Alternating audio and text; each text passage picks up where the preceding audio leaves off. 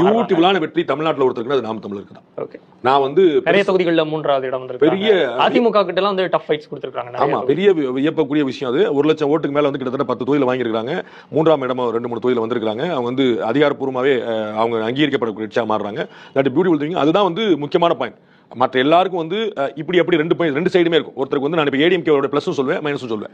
டிஎம்கேவோட பிளஸும் சொல்லுவேன், மைனஸும் சொல்லுவேன். பிஜேபிக்கு பிளஸ் மைனஸ் நான் உங்கள்கிட்ட சொன்னேன். ஆனால் பிளஸ் மட்டுமே சொல்லி மைனஸ் சொல்ல முடியாத ஒரு கட்சி வந்து நாம் தமிழர் மட்டும்தான். தனித்து நின்று போட்டிட்டு 20 ஆண்கள் 20 பெண்கள் முடிவு பண்ணி 10 பைசா செலவழிக்கிற வழி இல்லாம எந்த கேண்டிடேட் பேரும் யாருக்குமே தெரியாம 40 தொகுதியில் நம்ம எத்தனை கேண்டிடேட் யாருக்கு தெரியும்? நம்ம ஒவ்வொரு ஊர்லயும் ஒவ்வொரு கேண்டிடேட் பேர் சொல்றோம். இவங்க யார் கேண்டிடேட்னே தெரியாம பாலிசி இல்லாம பார்ட்டி சிம்பிள் மாத்தி கடைசி நேரத்தில் பார்ட்டி சிம்பிள் மாத்தி மக்களவை தேர்தல் புரியுங்களா? இவர் போய் டெல்லியில் என்ன செய்ய போறாருன்னு யாருமே யோசிக்கல.